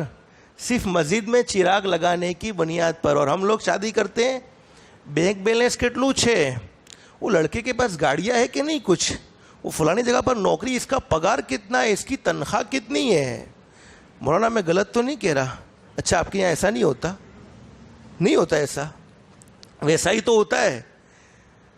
لڑکی والوں کو بھی بھکاری چاہیے اور لڑکے والوں کو بھی بھکاری چاہیے.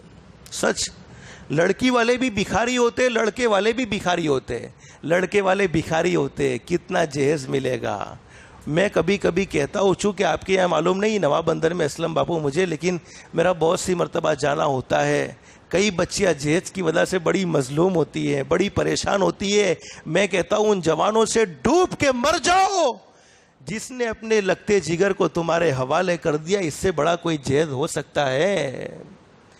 جس نے اپنے لگتے جگر کو تمہارے حوالے کر دیا اس سے بڑا کوئی جہیز ہو سکتا ہے؟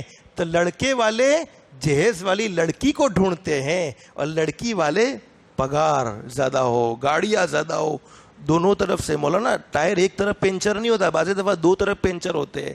اپنے بعض دفعہ سوچتے ہیں وہ لڑکی والوں سے بھیک مانگتے بھیک مانگتے بھیک مانگتے. تو لڑکی والے بھی کون سے ہیں جو کسی اچھے دیندار آدمی کو لڑکی دینے کے لیے تیار ہو؟ نہیں. وہ بینک بیلنس بہت ہے لیکن دینداری نہیں ہے. اسلم باپو کیا کرے؟ تو وہ لڑکی والے جواب دیتے, اچھا ایک کام کرو نا, بینک بیلنس ہے تو کوئی مسئلہ نہیں, دینداری تو شادی کے بعد بھی ہو جائے گی. کیا کہتے ہیں؟ دینداری تو شادی کے بعد بھی ہو جائے گی.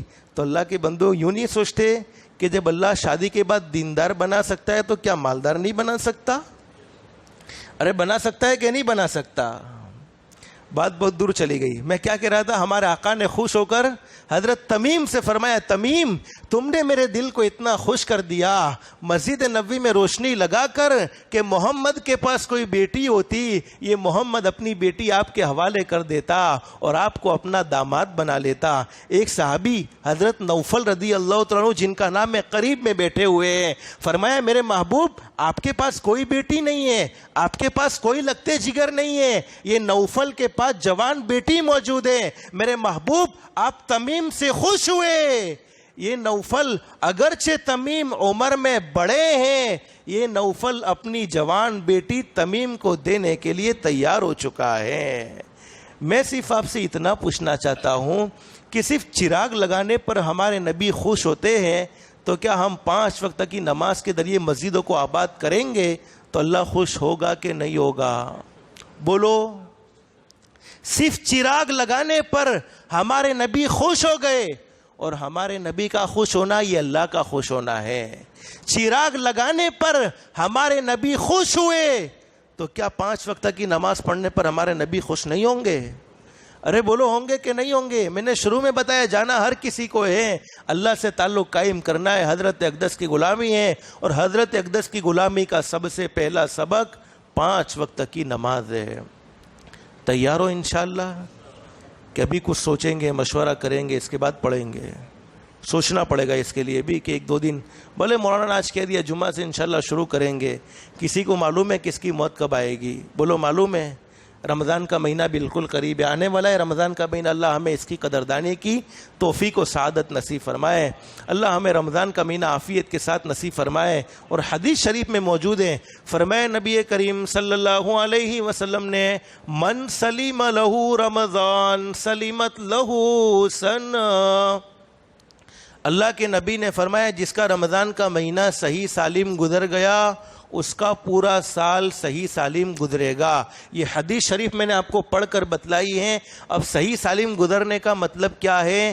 جس نے رمضان کے مہینے میں اپنے آپ کو اللہ کی نافرمانی سے بچا لیا، گناہوں سے بچا لیا، نیک اعمال میں رمضان کا مہینہ خرچ کر لیا، نیک اعمال میں رمضان کا مہینہ گزار دیا، تو حقیقت یہ ہے اللہ اس کا پورا سال صحیح سالم گزاریں گے. لیکن جس نے رمضان کے مہینے میں بھی گناہ نہ چھوڑے اللہ حفاظت فرمائے. اس لیے حدیث شریف میں موجود ہے کہ جب رمضان کا مہینہ قریب ہوتا تھا، شعبان کے آخری ایام ہوتے تھے، ہمارے نبی صحابہ کرام کو ایک دعا سکھلاتے تھے. اگر وہ دعا آپ عربی میں نہیں پڑھ سکتے تو اردو میں بھی پڑھو گے انشاءاللہ. وہ دعا سکھلاتے تھے ہمارے نبی کے الفاظ، اللہم سلمنی لرمضان، اے اللہ تو مجھے رمضان کے لیے سلامت رکھنا، یعنی رمضان کے آنے سے پہلے مجھے موت نہ دے دینا، مجھے کوئی بیماری میں مبتلا مت کر دینا، مجھے کسی پریشانی میں مبتلا مت کر دینا، تاکہ میں رمضان کی برکتوں سے محروم ہو جاؤں، تاکہ میں رمضان کی رحمتوں سے محروم ہو جاؤں. اور ہمارے نبی کا سچا ارشاد علی کہ اگر میری امت کو یہ معلوم ہو جائے کہ رمضان کے مہینے میں کس قدر خیر و برکت نازل ہوتی ہے، وہ رحمتوں کو اترتے ہوئے، برکتوں کو اترتے ہوئے اپنی آنکھوں سے دیکھ لیں، تو میری امت پورا سال رمضان کے مہینے کی تمنا کرنے لگے کہ پورا سال رمضان کا مہینہ ہو جائے. اب ہمارے نبی صحابہ اکرام کو دعا سکھلاتے، اللہم سلمنی لی رمضان وسلم رمضان لی، اور رمضان کو بھی میرے لیے سلامت رکھنا. کیا مطلب؟ رمضان میں مجھے گناہوں میں مبتلا مت کر دینا، بلکہ رمضان میں مجھے گناہوں سے بچائے رکھنا اور نیک اعمال کی توفیق عطا فرماتے رہنا. وَتَسَلَّمْهُ مِنِّي مُتَقَبَّلًا، اور جتنے بھی نیک عمل ہوئے قبول کرنے والا کون؟ بولو اللہ. تو اپنی بارگاہ میں منظور و مقبول فرما لینا. یہ رمضان کا مہینہ بھی آنے والا ہے. آپ نے ایک نبی کا نام سنا ہے؟ حضرت موسیٰ علیہ السلام. بولو سنا کہ نہیں سنا؟ ہمارے آقا آخری نبی. بولو بے شک آپ کے بعد کوئی نبی آنے والا نہیں، آپ کے بعد کوئی رسول نہیں، آپ کے بعد کوئی پیغمبر نہیں، آپ کی شریعت آخری شریعت. لیکن ہمارے آقا کے دنیا میں تشریف لانے سے پہلے صلی اللہ علیہ وسلم بہت سے انبیاء کرام دنیا میں تشریف لائے. ایک نبی جن کا نام ہے حضرت موسیٰ علیہ السلام. حضرت موسیٰ علیہ السلام آپ کو معلوم ہے کوہ طور پر ایک مقدس پہاڑ ہے، کوہ طور پر جاتے تھے اور اللہ سے باتیں کرتے تھے. حضرت موسیٰ علیہ السلام اللہ سے باتیں کرتے تھے. قرآن کریم میں موجود ہے وَكَلَّمَ اللَّهُ مُوسَىٰ تَكْلِيمًا وَنَادَيْنَاهُ مِن جَانِبِ الطُّورِ الْأَيْمَنِ وَقَرَّبْنَاهُ نَجِيًّا. حضرت موسیٰ علیہ السلام اللہ سے باتیں کرتے تھے.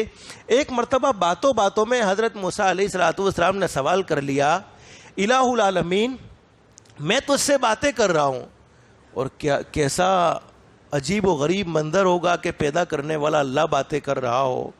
اسی لیے علماء نے فرمایا کہ حضرت موسیٰ علیہ السلام جب اللہ سے باتیں کرنے کے لیے جاتے تھے تو خاص دنیا والوں کا کوئی خیال رہتا، چونکہ ایسے عجیب و غریب منظر میں تمام کائنات کا پیدا کرنے والے اللہ سے باتیں ہو رہی ہو، اس وقت کسی اور کا کیا تصور ہوگا. لیکن ہمارے آقا جب معراج کے سفر میں گئے پھر بھی اپنی امت کو نہیں بھولا تھا، امت کو یاد رکھا ہے.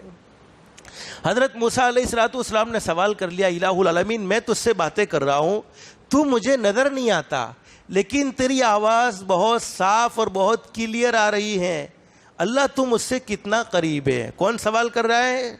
بولو. حضرت موسیٰ علیہ السلام. کس سے؟ اللہ سے.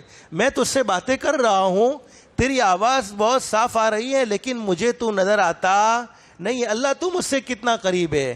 اللہ نے فرمایا میرے نبی موسیٰ قریب کے بارے میں سوال نہ کرو، بینی و بینک 70,000 حجاب من نور.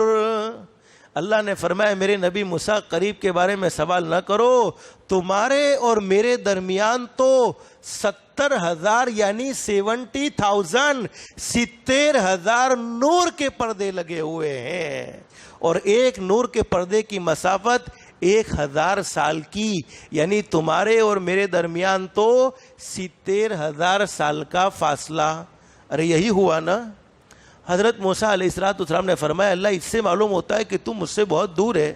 اللہ نے فرمایا ہاں میرے نبی موسیٰ تمہارے اور میرے درمیان تو 70,000 سال کا فاصلہ ہے، اگرچہ تم میری آواز کو صاف سن رہے ہو، اگرچہ تم میری آواز کو کلیئر سن رہے ہو. اب حضرت موسیٰ علیہ السلام نے ایک سوال کیا، بس اسی سوال پر ہم بات کو ختم کریں گے انشاءاللہ. اللہ ہم سب کو عمل کی توفیق نصیب فرمائے. حضرت موسیٰ علیہ السلام نے فرمایا اللہ تیرے اور میرے درمیان تو بہت لمبا چوڑا فاصلہ ہے، لیکن تجھ سے اتنا قریب کوئی ہوگا کہ تیرے اور اس کے درمیان میں کوئی فاصلہ نہ ہو، تیرے اور اس کے درمیان میں کوئی پردہ نہ ہو. اللہ نے فرمایا ہاں میرے نبی موسیٰ، وہ ایک آدمی نہیں، وہ تو پوری امت آئے گی، پوری امت. اور وہ میرے آخری نبی حضرت محمد الرسول اللہ صلی اللہ علیہ وسلم کی امت ہوگی، اور میرے محبوب کی امت کو میں رمضان کا مہینہ نصیب کروں گا، اور رمضان کے مہینے میں وہ روزہ رکھیں گے، چونکہ رمضان کی اہم عبادت روزہ ہے. اور حدیث شریف میں موجود ہے ہمارے نبی نے فرمایا میرے صحابہ کرام نماز پڑھو گے جنت ملے گی، حج کرو گے جنت ملے گی، زکوٰۃ ادا کرو گے جنت ملے گی، ارے تراویح پڑھو گے جنت ملے گی، عمرہ کرو گے جنت ملے گی، لیکن روزہ رکھنے پر جنت نہیں ملے گی. صحابہ نے پوچھا اللہ کے نبی روزہ رکھنے پر جنت نہیں ملے گی؟ ہمارے نبی نے فرمایا نہ، روزہ رکھنے پر جنت نہیں، بلکہ روزہ رکھنے پر تو خود پیدا کرنے والا اللہ مل جائے گا. جنت ملے تو ایک ملے، دو ملے، اللہ ملا تو تمام کی تمام کائنات مل گئی. حضرت موسیٰ علیہ السلام نے سوال کیا اللہ تجھ سے اتنا قریب کوئی ہوگا کہ تیرے اور اس کے درمیان میں کوئی پردہ نہ ہو، کوئی فاصلہ نہ ہو؟ اللہ نے فرمایا ہاں میرے نبی موسیٰ، وہ میری ایک امت، میرے محبوب کی ایک امت آئے گی، آخری نبی کی امت آئے گی، جن کو میں رمضان کا مہینہ نصیب کروں گا، اور رمضان کے مہینے میں وہ روزہ رکھیں گے، اور روزہ رکھنے کے بعد وہ افطار کے وقت دعاؤں کے لیے ہاتھ اٹھائیں گے. اس وقت میرے اور ان کے درمیان میں کوئی پردہ نہیں رہے گا. اس سے اندازہ لگاؤ میرے پیارو ہمارا پیدا کرنے والا اللہ ہم سے کتنی محبت کرتا ہے. قدر کریں گے انشاءاللہ تو اللہ کو راضی کرنے کا بڑا گولڈن چانس آ چکا ہے. ویسے تو زندگی کی ہر گھڑی بڑی قیمتی ہے، لیکن کبھی کبھی اللہ پاک گولڈن چانس، جیسے بہت سے کاروبار والے جانتے ہیں کچھ دنوں کا سیل لگاتے ہیں کہ یہ سیل یعنی اس سیل میں ہوتا کیا اسلم باپو کہ جو چیز عام دنوں میں مہنگی ملتی ہے وہ کچھ کم پرائس میں مل جاتی ہے. یہ سیل کا مطلب ہوتا ہے اللہ پاک نے بھی یہ نیکیوں کا سیل شروع کر دیا ہے. گولڈن چانس کہ رمضان کے مہینے میں نفل عبادت کرو تو فرض کے برابر, فرض عبادت کرو تو 70 فرضوں کے برابر. یہ سن سن کر تو سن ہو چکے, اصل اب عمل کی ضرورت ہے. اللہ ہم سب کو عمل کرنے والا بنائے. تو آج کی اس مجلس میں 2 کام کی نیت کر کے جاؤ, کہہ دو انشاءاللہ. جانا ہر کسی کو بولو بے شک. اب چونکہ مجھے دیکھو آپ کو بتا دوں 12:30 بجے تک کا ٹائم دیا تھا, میں اپنے طور سے زبردستی آپ کو نہیں کھینچ رہا ہوں, میری خواہش تو 12 بجے ختم کر دینے کی تھی, لیکن ٹائم 12:30 بجے تک کا دیا تھا. اللہ کا شکر ہے, اللہ کا احسان, اللہ ہم سب کے بیٹھنے کو قبول فرمائے, سننے کو قبول فرمائے. ہم زیادہ بیٹھے وہ ہماری آخرت کے بینک میں جمع ہو گیا. اور میرے پیارو ایک ایک گھڑی اللہ تو ہماری ہر نیکی کی قدر کرنے والے ہیں. بعض دفعہ قیامت کے میدان میں آدمی ایک نیکی کے لیے روک لیا جائے گا, اس وقت کچھ نیکیاں وہاں پر کام آ جائے گی. اللہ ہم سب کو نیکی کرنے والا بنائے. سب سے پہلا کام اگر ہم حالات کو درست کرنا چاہتے ہیں تو 5 وقت کی نماز کا اہتمام کہہ دو انشاءاللہ. آپ کو معلوم ہے جس کو مرتے وقت کلمہ مل گیا وہ سیدھا جنت میں, بولو بے شک. ہمارے نبی کا فرمان ہے من کان آخر کلام لا الہ الا اللہ دخل الجنہ. جس کو مرتے وقت کلمہ مل گیا وہ سیدھا بغیر حساب و کتاب کے جنت میں انٹر ہو جائے گا. اللہ عافیت کے ساتھ ہمیں بھی جنت والی موت نصیب فرمائے وقت پر. لیکن حدیث شریف میں ہے, علماء نے بڑی زبردست بات لکھی ہے کہ جب آخری وقت ہوتا ہے شیطان نے پوری زندگی تو محنت کی ہوتی ہے. کیا محنت کی ہوتی ہے؟ نہ اس کو فجر میں اٹھنے دینا ہے, نہ ظہر کی نماز پڑھنے دینی ہے, نہ اس کو حلال کمائی کرنے دینی ہے, بلکہ حرام کی طرف لگاؤ, گناہوں کی طرف لگاؤ. یہ شیطان کی پوری زندگی یہ محنت انسان کے ساتھ رہی ہے. لیکن آخری وقت میں بھی شیطان حملہ کرنے کو تیار رہتا ہے کہ کسی بھی طریقے سے میں اسے کلمہ پڑھنے نہ دوں اور بغیر ایمان کے دنیا سے جانے پر اسے مجبور کر دوں. لیکن یہ حدیث شریف میں موجود ہے اور علماء نے لکھا ہے کہ جب کوئی آدمی دنیا سے جاتا ہو تو اسے یوں نہ کہو کہ تو کلمہ پڑھ, بلکہ اس کے کان میں کلمہ پڑھو تاکہ وہ پڑھ کر سن کر کلمہ پڑھنے والا بن جائے. لیکن حدیث شریف میں موجود ہے کہ نمازوں کے اوقات میں, بولو اللہ نے نمازیں کتنی فرض کی, بولو زور سے, 5 وقت کی نماز. نمازوں کے اوقات میں روح نکالنے والے فرشتے حضرت جبریل, حضرت اسرائیل علیہ السلام جن کو کہتے ہیں ملک الموت, حضرت اسرائیل علیہ السلام مسجدوں کا معائنہ کرتے ہیں. کتنے مومن بندے ایسے ہیں جو 5 وقت کی جماعت کے ساتھ نماز کا اہتمام کرتے ہیں. صرف جمعہ والے نہیں, صرف عید والے نہیں, صرف رمضان والے نہیں, 5 وقت کی نماز کا اہتمام کرنے والے کتنے ہیں. حدیث شریف میں موجود ہیں جب آخری وقت ہوتا ہے وہ انسان جس نے اپنی زندگی میں 5 وقت کا نماز کا اہتمام کیا ہوتا ہے, روح نکالنے والے فرشتے شیطان کو وہاں سے دور کر دیتے ہیں اور خود اسے کلمہ پڑھاتے ہیں, پھر اس کی روح کو قبضہ کرتے ہیں. تو اگر ہم ایمان اور کلمے والی موت چاہتے ہیں تو سب سے پہلا کام 5 وقت کی نماز کا اہتمام کریں گے, کہو انشاءاللہ.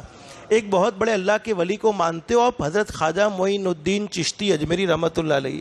ارے نام سنا کہ نہیں سنا؟ جن کے جنازے کو دیکھ کر ہزاروں لوگوں نے ایمان قبول کر لیا, بلکہ ہزاروں نہیں لاکھوں لوگوں نے ایمان قبول کر لیا. حضرت خواجہ صاحب نے ہمیں سمجھانے کے لیے ایک زبردست بات بیان فرمائی. چونکہ میں اپنی بات بیان نہیں کرتا, یہ حضرت خواجہ صاحب کی, آپ کو اچھی نہ لگے تو واپس کر دینا, میں لے لوں گا انشاءاللہ. حضرت خواجہ صاحب نے فرمایا کہ کل قیامت میں اللہ پاک جانوروں سے کہیں گے, اے جانوروں تم میرا شکر ادا کرو. کس سے کہیں گے؟ بولو نا, کس سے کہیں گے؟ جانوروں سے, کہ تم میرا شکر ادا کرو. اس وقت اونٹ کہے گا اللہ تیرا شکر ہے تو نے مجھے گھوڑا نہیں بنایا. گھوڑا کہے گا اللہ تیرا شکر ہے تو نے مجھے گدھا نہیں بنایا. اور گدھا کہے گا اللہ تیرا شکر ہے تو نے مجھے کتا نہیں بنایا. کتا کہے گا اللہ تیرا شکر ہے تو نے مجھے خنزیر یعنی سور نہیں بنایا. اور خنزیر یعنی سور کہے گا اللہ تیرا شکر ہے تو نے مجھے انسان بنا کر بے نمازی نہیں بنایا. اس سے میرے پیارو اندازہ لگاؤ کہ نماز کا نہ پڑھنا کتنا بڑا گناہ ہے۔ حدیث شریف میں موجود ہے کہ جب بے نمازی زمین پر چلتا ہے، یہ خنزیر چلنے والے جانور کو ہم حقیر و ذلیل سمجھتے ہیں، کتے کو ہم حقیر و ذلیل سمجھتے ہیں، لیکن جب بے نمازی زمین پر چلتا ہے یہ کتا اور خنزیر بھی اس سے پناہ مانگتے ہیں۔ اور حدیث شریف میں یہاں تک موجود ہے جب بے نمازی اپنے جسم پر کپڑا پہنتا ہے تو وہ کپڑا اللہ کی پناہ میں آتا ہے کہ اللہ میں کیسے منحوس جسم پر آیا ہوں جو تیرے سامنے جھکنے کے لیے تیار نہیں۔ جب بے نمازی اپنے پیر میں جوتے پہنتا ہے تو وہ جوتے اللہ کی پناہ میں آتے ہیں۔ میرے بھائیوں، ہم چاہتے ہیں کہ ساری دنیا ہمارے سامنے جھک جائے، دنیا میں اللہ ہمیں عزت نصیب فرما دے، آخرت میں عزت نصیب فرما دے۔ جو لوگ اللہ کے گھر میں جھکتے ہیں، اللہ کے سامنے سجدہ کرتے ہیں، پوری دنیا ان کی عزت کرنے پر مجبور ہو جاتی ہے، ان کے سامنے جھکنے پر مجبور ہوتی ہے، لیکن جو اللہ کے گھر سے دور بھاگتے ہیں ان کو پوری دنیا کے سامنے ذلیل ہونا پڑتا ہے، پوری دنیا کے سامنے جھکنا پڑتا ہے۔ اگر ہم اپنے بارے میں عزت کے فیصلے چاہتے، بولو چاہتے کہ نہیں چاہتے، تو آج سے ایک کام کریں گے انشاءاللہ۔ ہمارے آقا کا فرمان قرۃ عینی فی الصلاۃ، میرے امتیوں میری آنکھوں کو ٹھنڈا کرنا چاہتے ہو تو 5 وقت کی نماز کو ہرگیز مت چھوڑنا، پڑھیں گے انشاءاللہ۔ اللہ ہم سب کو 5 وقت کی نماز کا اہتمام کی بھی توفیق نصیب فرمائے۔ اور دوسرا کام، کسی پر ظلم مت کرنا، اپنے ماتحتوں کے ساتھ بھلائی کا معاملہ کرنا، کسی پر زیادتی کا معاملہ مت کرنا۔ ہر ظلم کا بدلہ ظلم نہیں، خوب سمجھ لے اے نادا، اخلاق سے جیتا کرتے ہیں، احسان سے مارا کرتے ہیں۔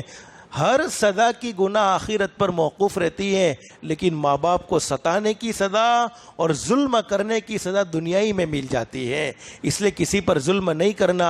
اللہ ہر ایک کو اخلاق مصطفیٰ والی زندگی نصیب فرمائے، معاف کرنے کا جذبہ نصیب فرمائے، تو یہ رمضان کا مہینہ اچھے سے اچھا گزرے۔ اس کے لیے ہم اپنے دل کو مخلوق کی دشمنی سے بھی پاک اور صاف کر لیں گے انشاءاللہ۔ اللہ ہم سب کو اخلاق مصطفیٰ والی زندگی نصیب فرمائے، اللہ ہم سب کے بیٹھنے سننے کو قبول فرمائے، اللہ ہم سب کو اللہ کے احکام کے مطابق اور حضرت نبی کریم صلی اللہ علیہ وسلم کے طریقے کے مطابق زندگی گزارنے کی توفیق و سعادت نصیب فرمائے۔